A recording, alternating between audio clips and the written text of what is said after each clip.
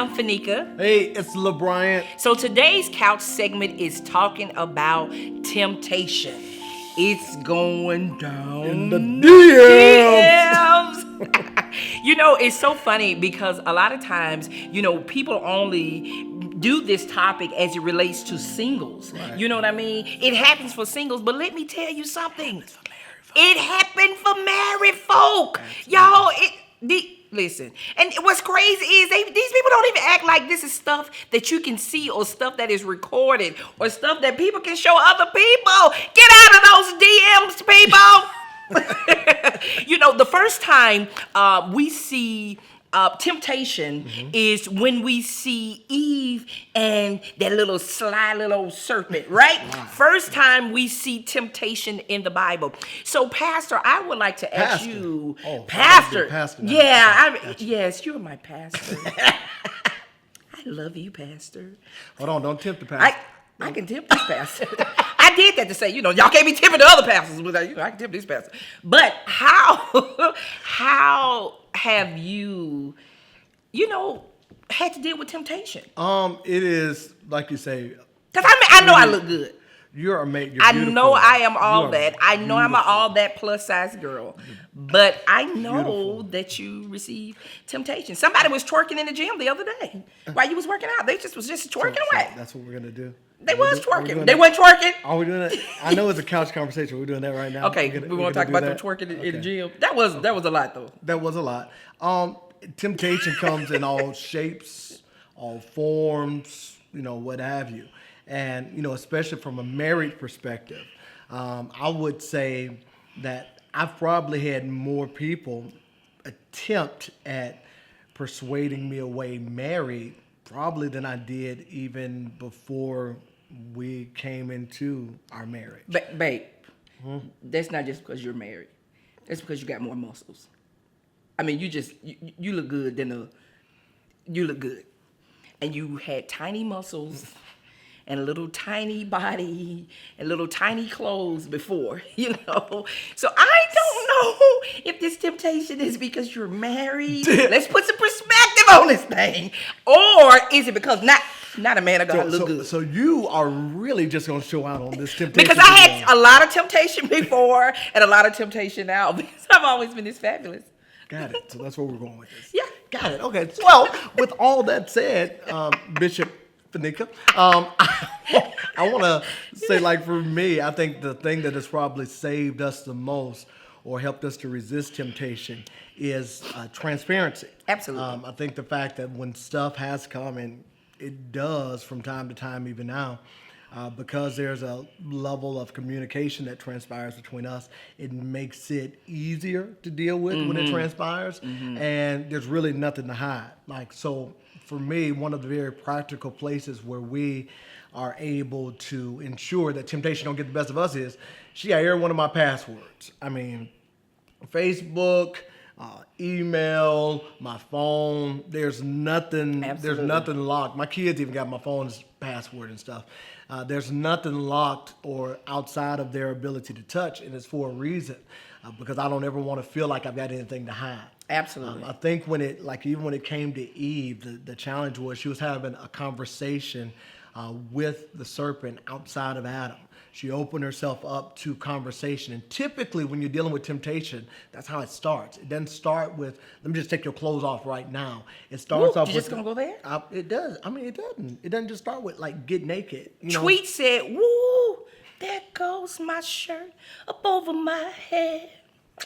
Oh, my, ooh.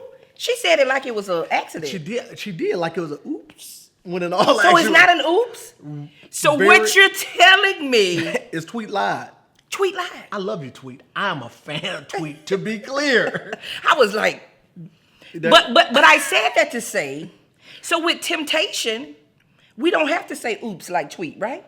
No, it doesn't have to be an oops unless there's an oops that you desire. See, I think that there are times when temptation slowly creeps in through conversation. But then I also think there are times where we plan to be tempted or we plan to tempt. And it's very intentional. Like with Eve, it was a conversation that drove her away that slowly got her in. With David, it was a very planned moment. He saw a woman taking a bath. A woman bathing. Butt naked. Looking on the rooftop. Butt naked. She was butt naked. She was minding her own But self. she was butt naked, and he liked How else do you take a bath? He liked the butt that he saw. So he said, So "Bring she's her supposed to be on." taking a bath with some clothes on. I'm just saying, he saw a butt naked woman. He wanted the butt that was naked. And so he opened himself up for temptation. True or false? True. Okay, now from your perspective, from a woman's side, how do y'all deal with temptation when it comes? I think guys can be really bold. I don't know, especially like the since bishop in your DM. Like the bishop in your DM. Especially since we're back in the South. Like the bishop in our DM. The men are a little bit more. They're a little more relentless. You can say, I'm married, and they'll say, but is you happy? You know what I'm saying? Like the man that came that was looking like a BM. And he followed me to my car, and I'm telling him I'm married, and and he just going on and on. For those of you that may not have understood the BM, what does BM stand for? He looked like a bowel movement. And so but that's not a temptation. It wasn't a temptation. It wasn't a temptation. But have you ever been approached by somebody? Yes, sir. Now listen. Wait a minute. You got way too excited. What I'm saying is, time out. You got way too excited. What I'm saying is, somebody with some big muscles came in my, but they ain't have nothing on you. I don't remember you telling me about big muscles sliding in your DM. Did you keep that one to yourself? Let me go check your DMs. Let me just go see. Let me see what's on your messenger. That's all you check. You ain't got nothing to worry about.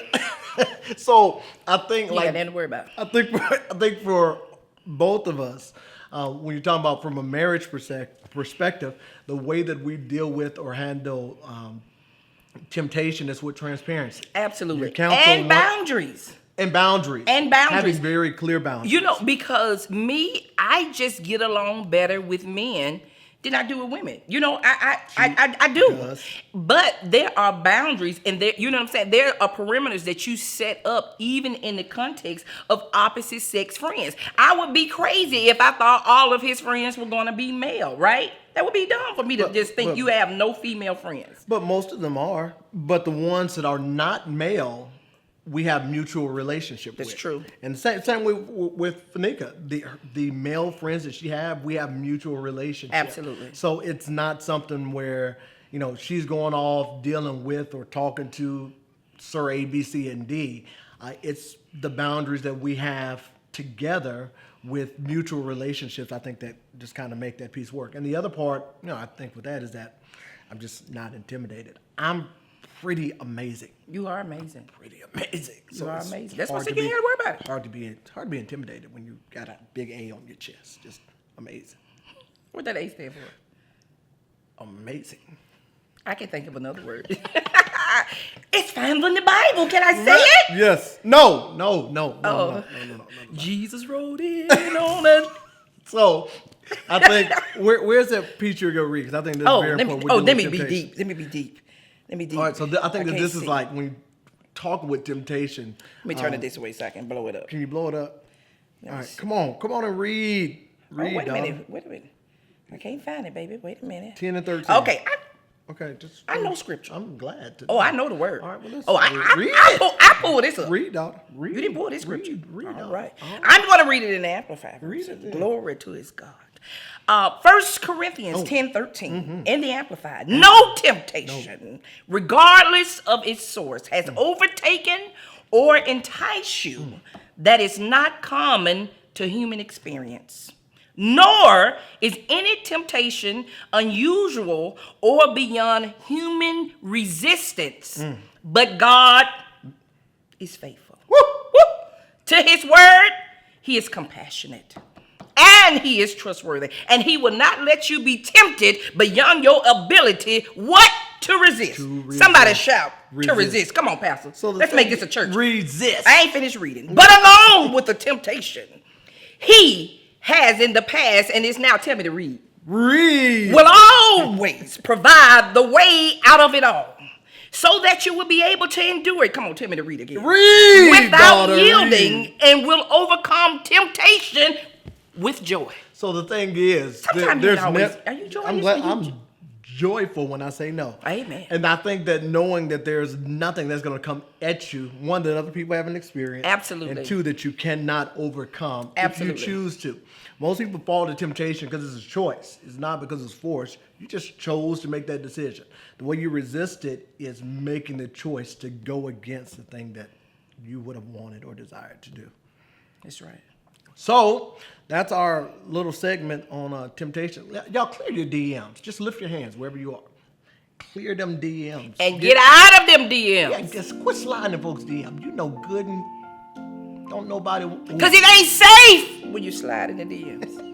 You out of here. You out of here every time. And we're out of here now. See y'all soon.